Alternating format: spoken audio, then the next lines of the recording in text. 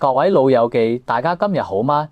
今日想同大家講一些真心話。大家平時去買菜，尤其係去到那些大型超市或者高級地入係百貨，行過冷藏櫃嘅時候，係唔係西日都會被那些顏色橙紅、攜得靚一靚嘅三文魚吸引住？大家見到那些三文魚刺身或者大塊嘅魚扒，雖然價錢唔怕幾百蚊得嚟一小盒，但係好多老友記都會抌得心口買落去。點解呢？因為我們時日聽人講三文魚有營養啊，有俄美嘅3可以清血管，對眼好，對腦好。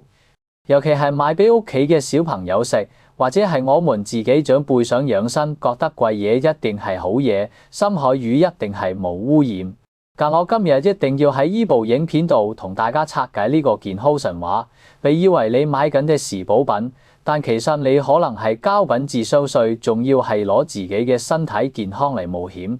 你知唔知你平日常食嘅那些咁靚嘅三文魚，可能係喺一個好似水底監獄咁樣嘅環境入面，靠食抗生素、化學色素同埋加工飼料養大嘅工業產品。你以為食咗補腦，分分鐘係食咗一套化學嘢。如果大家覺得呢部影片講嘅內容對你有幫助，記得先點讚、訂閱我們嘅頻道，再轉發俾你身邊那些成日話要買三文魚補身嘅老友記。今日我唔單止要話俾大家聽三文魚嘅真相，更重要係我會喺影片下面介紹6種真正無污染，睇到你唔信，但營養價值高過三文魚基本嘅深海寶藏。如果你想真正食得健康，又想波荷包慳返一筆冤枉錢，呢部影片你一定要由頭到尾睇清睇楚。我們入正題講下三文魚。大家去超市見到那些魚肉，點解可以紅得咁唔自然㗎？大家可能以為三文魚天然就係呢種色，其實大錯特錯。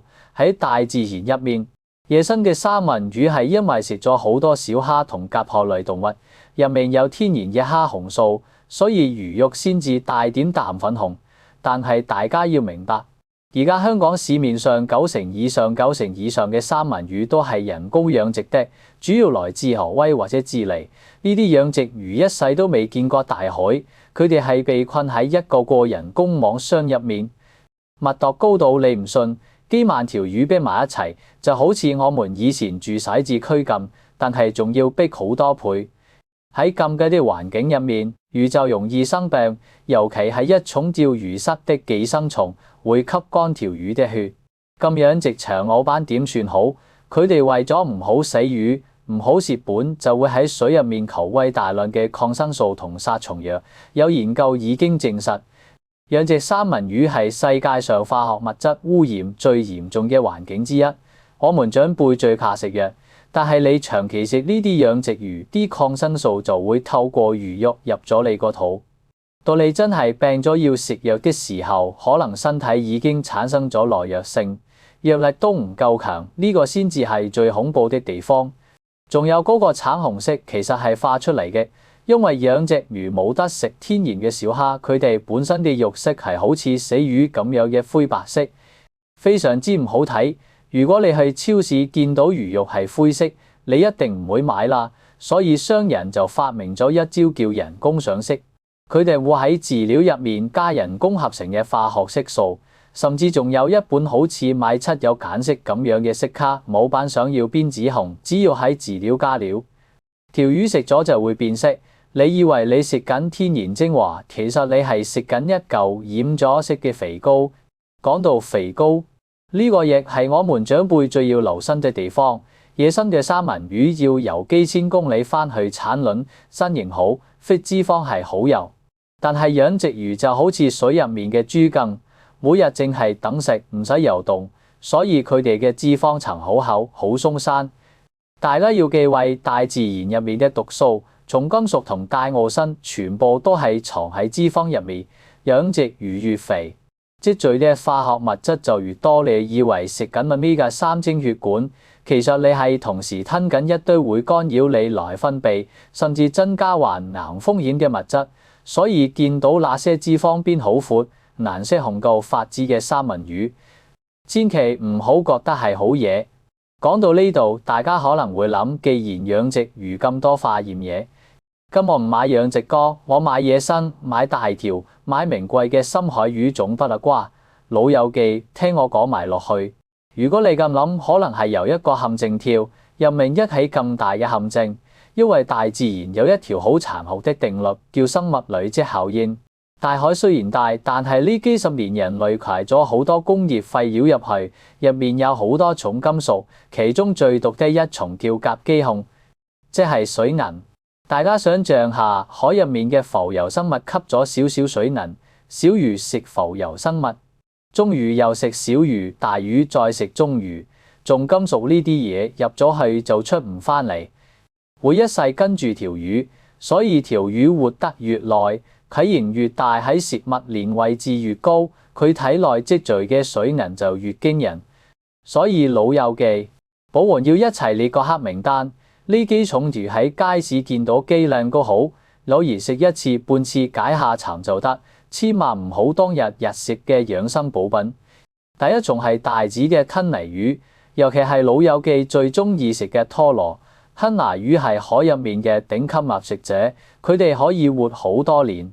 佢型巨大，越肥美嘅部位積聚嘅水銀同多氯原本就越多。第二種係劍魚同旗魚，即係那些嘴尖尖，喺街市通常切成一粒粒或者一塊塊魚扒咁買嘅，水銀含量都係排喺世界前列。點解我們長輩要咁怕水銀？因為水銀會攻擊我們嘅神經系統。好多老友記覺得手震、記性差、行路唔穩，以為係自然衰老，其實可能有部分係因為長期食咗大型深海魚，導致輕微嘅重金屬中毒。如果你發現自己近期記性差得好犀利，或者性格變得急躁，就要反思下係唔係食魚食得太高級啦。如果你覺得呢部影片嘅內容對你有啟發，記得點讚並轉發出去，幫助更多老友嘅避開這些飲食陷阱。接下嚟我要分享今日最關鍵嘅部分，就係6種真正無污染、體量正嘅深海寶藏。呢6種魚有一個共同特點，就係命短、身細、游得快。重金屬未嚟得及啲嘴就暴露咗，因為佢哋產量大，所以幾乎唔需要人工養殖，全部係野生。第一種寶藏魚係沙甸魚。好多人睇唔起沙甸魚，覺得係貓魚或者罐頭貨。其實沙甸魚係寶嚟，佢嘅Omega-3含量非常高，仲有豐富嘅維他命 D。最強嘅地方係沙甸魚可以連骨食。對於我們呢啲開始有骨質疏鬆風險嘅長輩嚟講，食沙甸魚補充嘅天然鈣質，比你食鈣片仲要吸收得好。而且佢喺食物鏈最底層，係名副其實嘅淨土魚。如果喺街市見到鮮魚，用鹽絲或者薑蔥煎熟就得。如果買罐頭，記得揀浸橄欖油或者茄汁的，唔好揀太多調味。第二種係青魚。香港街市有時叫花飛，大家要知青魚嘅Omega-3含量其實係高過三文魚，佢可以幫我們降低三酸甘油酯，預防心肌梗塞，簡直係血管清道夫。青魚游得好快，好難人工養殖，所以你買到嘅基本都係野生捕撈，無抗生素擔憂。喺香港街市20蚊左右就有2-3條，真係卡到笑。第三種係秋刀魚。秋刀魚含有極高的維他命 B12，好多長輩成日覺得手腳麻痹、貧血，其實係欠缺 B12，影響咗神經。食秋刀魚就最啱，而且秋刀魚到目前為止都冇辦法人工養殖，100%係大海捕獲。第四種係銀魚仔，唔好睇銀魚仔細細條，佢係濃縮嘅精華，佢富含鋅、鎂、硒呢啲微量元素，係提升免疫力、保護視力嘅關鍵。加埋雞蛋一齊炒或者蒸豆腐，對於牙力唔好、腸胃弱嘅老友記嚟講係最容易吸收的。第五種係池魚。池魚喺日本料理可能好名貴，但喺香港街市其實好平民。佢哋脂肪含量比青魚低少少，但蛋白質非常細膩，非常容易消化。如果你覺得最近胃口唔係咁好，食池魚係最好嘅選擇。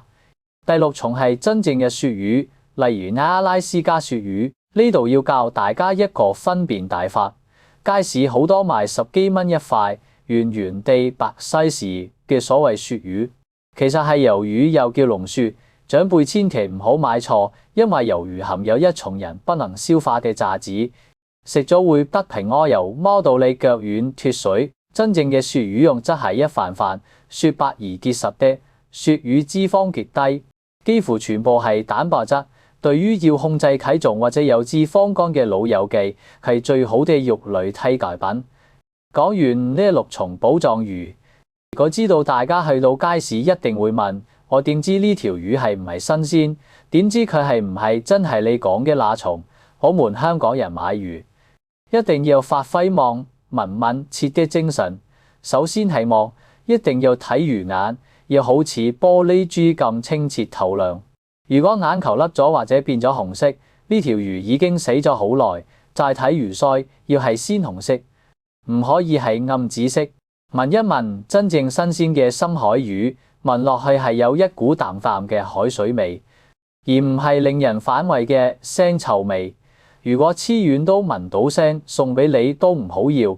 仲有就係按，可以輕輕按一下魚身，新鮮魚肉係有彈性嘅，摸落去會即刻彈翻上嚟。如果按落去有個凹位唔彈起，即係肉質已經變配。呢度我要講一個關於急凍魚嘅誤區，好多長輩覺得急凍魚係死魚唔新鮮，老友記你錯啦。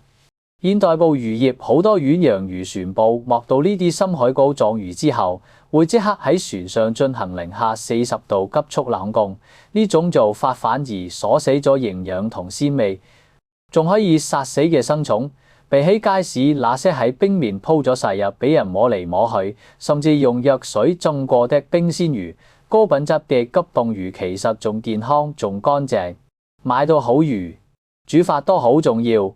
好多老友記中意香口，煎魚就煎炸，但係你要嘅胃。深海魚最寶貴嘅營養Omega-3係好怕高溫嘅。當你將條魚放入滾油炸到金黃酥脆嘅時候，入面那些好油已經氧化變質，變咗有害嘅物質。所以我建議大家用3招養生煮魚法。第一係清蒸，水大滾之後放入去，加多2片老薑去寒，大火蒸6至8分鐘就得。蒸完出嚟嘅魚汁係精華，唔好倒咗佢，拌飯食最補。第二係番茄豆腐魚湯。呢個係黃金搭檔，尤其係煮腍魚仔或者沙甸魚。番茄入面有茄紅素，係下效抗氧化劑，但佢係脂溶性嘅，即係要遇到油先會釋放。魚肉入面嘅Omega-3會幫帶出番茄嘅營養，一齊飲落肚，對保護心血管、預防前列腺問題有奇效。第三係低溫鹽焗，溫度控制喺160度左右。唔好追求鍋味，咁樣可以保留最多維他命。從我們老祖宗嘅綜藝智慧嚟睇，魚生痰，肉生火，魚肉食得多，容易令身體積聚濕氣，所以我們煮魚嘅時候，有幾樣寶貝一定要記得㗎。第一係陳皮，最好係10年以上嘅老陳皮，可以理氣化痰，中和魚肉的噏氣。第二係生薑，不單止去腥，仲可以溫中散寒。第三係紫蘇葉，尤其係食青魚或者秋刀魚這類比較惹味嘅魚，配幾片紫蘇葉可以解魚谷，令個胃舒服好多。講到尾，今日同大家分享咗咁多，由三文魚嘅真相到重金屬嘅陷阱，再到6重真正寶藏魚。其實我最想同大家講一個真字。老友記，我們呢一代人經歷過香港最辛苦嘅年代。嗰陣時我們乜都冇，食條池魚，食個茄汁沙便罐頭就已經好滿足。後來生活好咗，錢多咗，我們開始追求名貴，追求包裝，以為俾幾百蚊買一盒三文魚就係養生。但係大家有冇發現，隨住我們追求的嘢越來越貴，我們嘅身體反而好似越來越差。其實大自然對我們好公平，最頂級的營養往往唔係藏喺高級超市入面，而係藏喺那些只要10幾20蚊平平無奇，甚至被大家忽視嘅小魚入面。沙甸魚、青魚、秋刀魚，佢哋就好似我們香港人的性格，雖然新形勢，但生命力頑強。冇乜浮誇的外表，但入面全部係實實在在的內涵。我們做人食嘢都係同一個道理，唔好俾那些橙橙紅紅嘅人工色素啫閉咗你嘅雙眼，唔好俾貴即係好呢個觀念困住咗你嘅智慧。健康唔係用錢買翻嚟嘅，係用智慧同心意經營出嚟嘅。我們年紀大咗，唔係要追求長生不老，而係想追求一個尊嚴。我們想行得走得，想嘅性好，唔好成為仔女嘅負擔，甚至想有體力陪孫仔跑多2稿，要達成呢個願望。就由今日呢餐飯開始，由揀一條真正健康、無污染嘅好魚開始。如果你覺得呢部影片真係幫到你，或者令你想起邊位老友嘅生日買錯魚，請你一定要分享出去。我們呢一代人最緊要互相扶持，一齊活得健康，活得清醒。如果你有邊種魚想知多啲，或者唔肯定食唔食得，歡迎喺下面留言。記得訂閱我們嘅頻道，開啟小鈴鐺。我們下次再見，祝各位老友記身體健康，餐餐食得開胃，多謝大家。